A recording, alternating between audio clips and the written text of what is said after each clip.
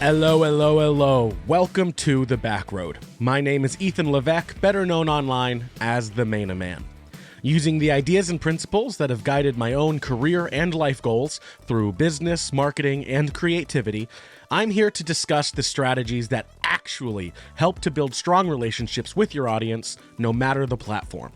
Coming up on the Backroad, we talk about the gosh darn learning curve and why it can be so flieber-hosen difficult to overcome. We discuss the rule of 100, I learn you on how to learn, and I answer yet another perfectly timed viewer question. All of that and more just around the corner.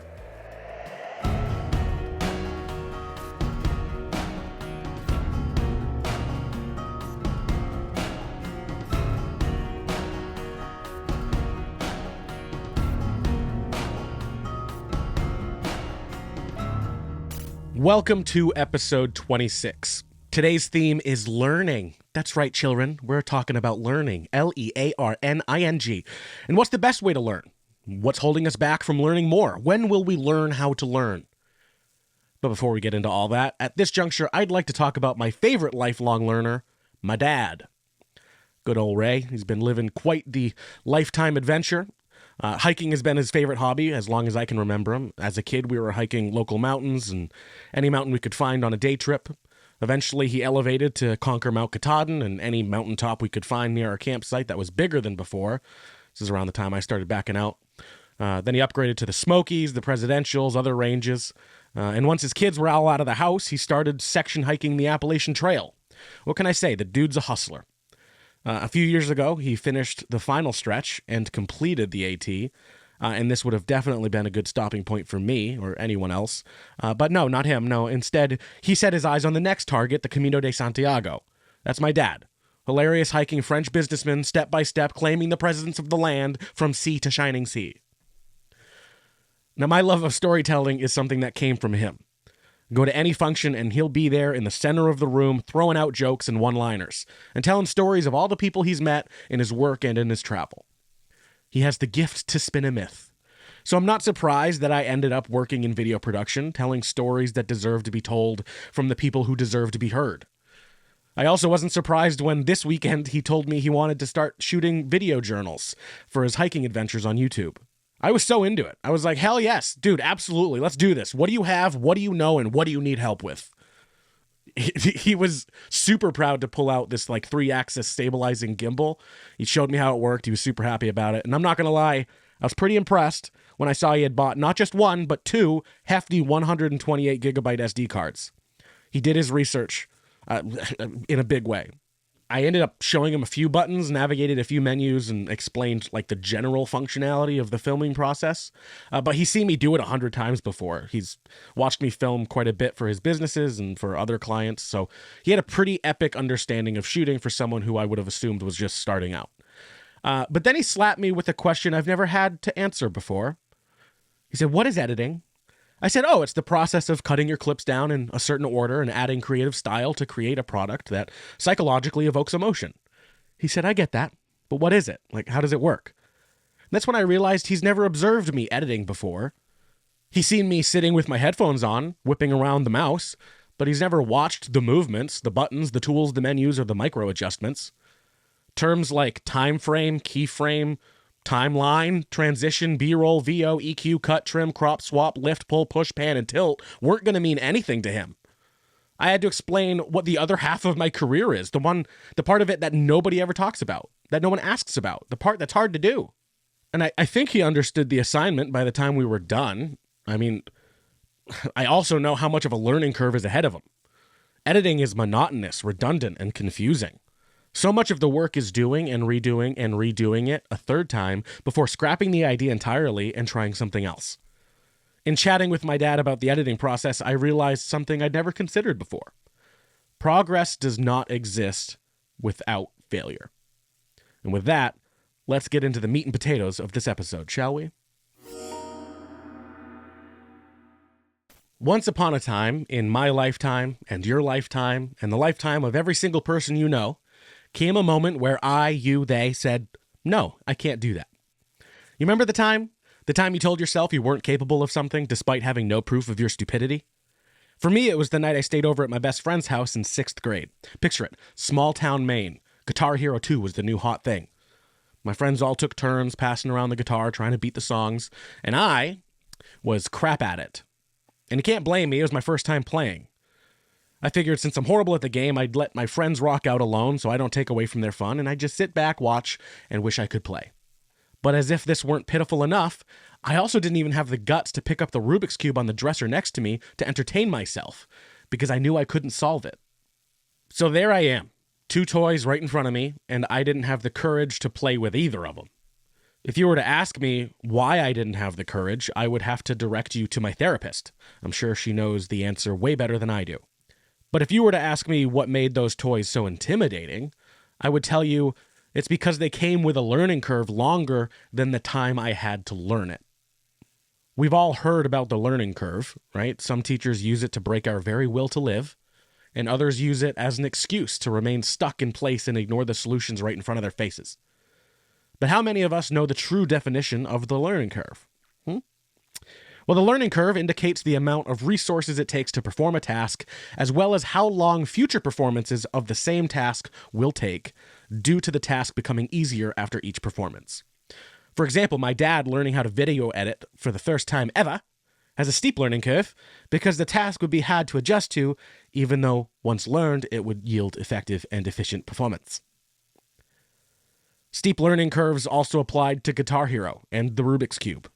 I assumed that becoming good enough to play with my friends would have taken me hours and hours, which is why I rejected myself the opportunity to play. I assumed that solving the Rubik's Cube would take me years to figure out, which is why I didn't even bother trying. I had spent my entire life listening to older generations spout on and on about how hard it must be to solve a Rubik's Cube and how nauseating and difficult it is to play modern video games, that I believed them. I took their words as wisdom. I bowed out. I saved time and energy. I let other people experience joy, and I accepted that it was the right thing to do. But it wasn't the right thing to do. The right thing to do would have been to pick up the guitar while someone was off in the bathroom and give it the old middle school try, without the fear of being made fun of, the shame of doing poorly, or the guilt for taking a turn with the controller. The right thing to do would have been to pick up the Rubik's Cube and aimlessly play with it rather than reject myself the joy of doing so simply because it was a pointless endeavor. But I lacked the confidence. I mean, clearly, I was 11 years old with my best friends and I wasn't even brave enough to ask to play the game I was invited there to play. Now fast forward 15 years, and I'm graduated from college, I'm self-employed, enjoying a rainy weekend off in my apartment. And what was I doing? Playing and beating Guitar Hero 2 in one day. See, I learned 2 things from that night in 6th grade. First, I learned that being afraid to learn something new kept me from growing good memories and good relationships. This lesson is the reason I asked my parents for Guitar Hero for my birthday the following year. Not only did this allow me the opportunity to get really good at the game, but it also granted me countless nights of fun with my friends and Mountain Dew-fueled memories that I'll never forget. The second lesson I learned was that being afraid to learn something new originates from a lack of confidence. Being told by everyone around me that I wasn't smart enough to solve a Rubik's Cube genuinely had me convinced that I wasn't capable of doing so, and resulted in still having never touched one at age 26. So there I sat, having just beaten Guitar Hero 2 for the 50th time or so, reminiscing on my childhood, when all of a sudden that very first rock session came into my mind. I remembered not playing, I remembered why, and I remembered staring at that Rubik's Cube. And I don't know what made me fixate so hard on that toy, but after 15 years, I had had enough. I figured, what the heck, I mastered Guitar Hero, didn't I? Let's give it a try. So I took my grown-up self to Walmart, bought a Rubik's Cube, and got to work. After 2 or 3 Google searches, I found the perfect online tutorial, worded in a way that made sense, with visuals that made sense. I spent hours grinding, trying to learn all the formulas, until all of a sudden, 3 days later, I solved it for the first time. The second time came the next day. And the third time, an hour after that. In fact, within a week, I was able to finish the cube within 5 minutes with no instructions. And with practice, I eventually got that time down to 2 minutes. But 1 week. That's all it took. 1 week. A lifetime of fear all over what would inevitably only be 1 week of practice, thus proving capability is a mindset. not a limitation. Now, I know some of you may think I cheated, but the question was never whether or not I was smart enough to understand a Rubik's Cube from the get. It was just whether or not I was capable of solving it. Because I don't need to understand quantum mechanics to do basic math. All I need is a teacher to show me that 2 + 2 = 4. I don't need a master's degree in plumbing to unclog my dishwasher. I just need a YouTube tutorial telling me where to look and how to get there. I don't need an IQ of 130 to know how to solve a Rubik's Cube. I just need the instruction sequence that it came with when I bought it. I'm not world champion. I never will be, and I'm cool with it. I don't ever care to be. That's not my goal. That's not the goal of a Rubik's Cube. That's not the goal of a video game. That's not the point of any hobby or skill set, really. The point is, by doing it, I have proof that I can do anything I set my mind to. I have a physical interpretation of my ability to conquer a learning curve. I became more confident. I'm no longer afraid of a difficult goal or an embarrassing moment. And I openly embrace starting over. And you don't need to solve a Rubik's Cube to prove yourself worthy. The obstacle has nothing to do with it. It's the practice of overcoming that obstacle that makes the difference. So practice saying yes to the opportunities you don't think you deserve. Practice doing the things you're afraid to be bad at. And practice allowing yourself to fail. Because on the other side of fear is fulfillment. But don't take it from me.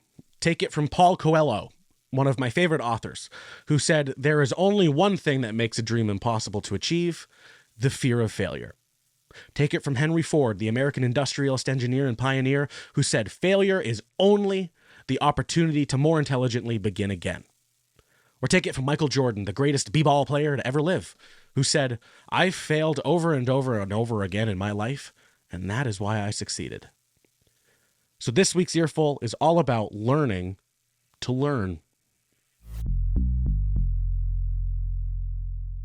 Similar to my hang-ups with the Rubik's Cube, I spent a lot of my life thinking I'm not the kind of person that should be on camera. I'm introverted, I stutter sometimes, I talk too fast, I don't like being recognized in public, and the internet gives me anxiety. Everything points to no. Stay off camera.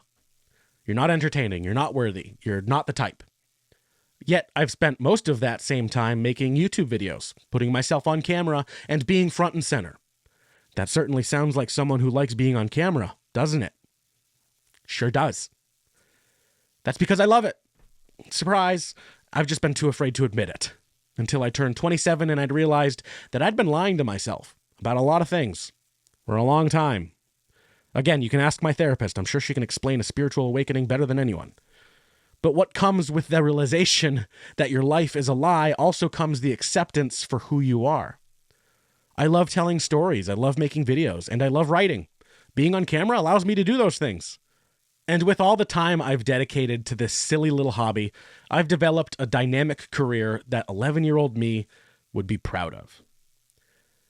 When we're young, we don't really have a concept of time.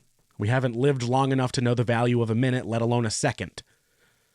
We're too busy breaking our wrists playing Rock Band in the basement to realize our parents are struggling through the housing bubble burst and the Great Recession. Seriously, it was the most severe economic and financial meltdown since the Great Depression. But we had no idea what that felt like. We didn't know it was happening. Life was life unquestioned. We didn't know anything. We couldn't know better or worse. But here we are, decades later, walking into the notion that every moment is precious, and time is our most valuable resource. We know how foundational just 1 minute can be, and we know how much can be accomplished in just 1 hour. Taking the time to learn new things, pursue new opportunities, or develop our skill sets can feel like a huge risk and a huge sacrifice, especially to those of us who don't have much time to spare. But if it's fear or confidence that's holding you back from bigger and better things, then maybe this will put things into perspective. The rule of 100 states that if you spend 100 hours in 1 year developing a new discipline, then by the end of that year, you will be more advanced than 95% of the world population at that discipline. It's just 18 minutes a day, 17 minutes a day, a little under 17 minutes, like 16.8 something minutes a day. That is not much. Start playing harmonica for 18 minutes at night, and by the end of the year, you'll be better than 95% of everyone. Start sweeping the driveway every morning for 18 minutes, and by the end of the year, you'll be one of the best broom brushers this side of the moon. Start hiking, playing, puzzling, acting, writing, filming, editing, and podcasting every day for 18 minutes, and you'll be better than a majority of every single person you ever encounter. As an editor whose job is literally to fail over and over again until it's done right, I can tell you, growing your knowledge makes you infinitely more powerful. Every time I learn something new, I gain the solution to my current problem and countless future problems. Every time someone is doing something better than me, I look at what they're doing and adapt my process to adjust for the speed. In fact, just today, the editor of this podcast recommended me a new tool that has already replaced the software we were using yesterday. With technology soaring, the world changing, and culture shifting, we can no longer be afraid to learn. It doesn't matter how traumatizing school was for you, or how mean your professors were, or how disappointing your mentors turned out to be. I'm sorry you were let down. But you're an adult now, and you can be in charge of your own education. There are apprenticeships, tutorial videos, e-courses, seminars, podcasts, apps, tools, and organizations at your fingertips waiting for you to take advantage. You've just got to be willing to practice. If you're ready to learn something, here are the 4 keys to learning according to the Harvard Business Review, hbr.org. Learning is best achieved when you're inspired, curious, self-aware, and vulnerable. Let's start with aspiration. For some reason, the human psyche has this weird urge to resist change and growth, especially when it's critical to success. We can blame it on fear, blame it on low confidence, blame it on our upbringing, our genetics, or Schrodinger's cat, but it exists, and it's there. But as far as aspiration is concerned, only one thing matters. Do you want it, or do you not? Are you even going to show up? Are you even going to do the work? Are you even going to care if you did fail? And if the answer to any of those questions is no, then you need to consider refocusing and reconsider your path forward until you truly want it. Now let's move on to curiosity. See, for a lot of people, curiosity and aspiration are very similar because they're both great motivators. However, unlike aspiration, which is more of a physical representation of motivation, curiosity is more of an emotional driver. Aspiration is, I want a bike, whereas curiosity is, I wonder how a bike works. See, humans are born curious, just like animals. We enjoy videos about our hobbies for the same reason my dog enjoys sticking his nose in the poop chute of every living creature he comes across. Because curiosity makes us excited to wake up earlier, excited to work harder, excited to move on to the next lesson. So if you're not curious to learn about something, then it's time to recognize that your subconscious is asking you to pivot to a direction more interesting and probably a little bit more true to who you are. Self-awareness is always a funny subject to talk about. Cornell University psychologist David Dunning found in a study that 94% of college professors believe genuinely that they are doing above average work. Clearly, almost half of them are wrong. It's easy to think you're doing the right thing, especially when you're comfortable. Therefore, I believe discomfort cultivates growth. You can't learn without being wrong. You can't understand without asking questions. And you can't improve without flaws. If you truly want to learn, you have to set your ego aside. Lastly, to learn, we must be willing to be vulnerable. Doing something you're not good at does not feel good. Being a beginner on the golf course, whiffing your driver, shanking your irons, and airmailing your putter does not feel like triumph. It feels like torture. But it's required. It's part of the process. You have to be bad at something before you can become good. The learning curve that comes with new jobs, hobbies, and new opportunities is expected to be steep. So feeling overwhelmed is perfectly natural, and moving slowly is good. And a good leader will recognize the struggles of a beginner and be willing to put in the tools and resources to help you. So don't be afraid to ask. Seek follow-up questions and get step-by-step guidance, because you shouldn't feel guilt, shame, or fear for just being where you're supposed to be. I think in our culture, we've been taught to overvalue our mistakes and underestimate our potential. And that's why we're all our own worst critic. But that's not a world I want to live in. It feels backwards, right? Second chances would never be given, nobody would take risks, and nobody would believe in themselves worth a damn. Making mistakes is a part of life the same way it's a part of the learning process, the same way as it's a part of a job. Mistakes must be expected no matter what, therefore learning must be encouraged no matter what.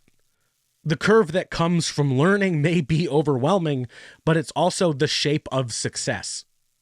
So if you're up against a curve, looking up, wondering if there's a plateau where things get easier, just remember, everything can change in just 100 hours. Well, we're almost out of the woods, but we're not there yet. Let's take a quick detour. You've got Q's, I've got A's, so let's comfort your curiosity no matter how deep, dark, or dense. This week's question comes from James, a high school graduate interested in entering the social media landscape. Sup, James?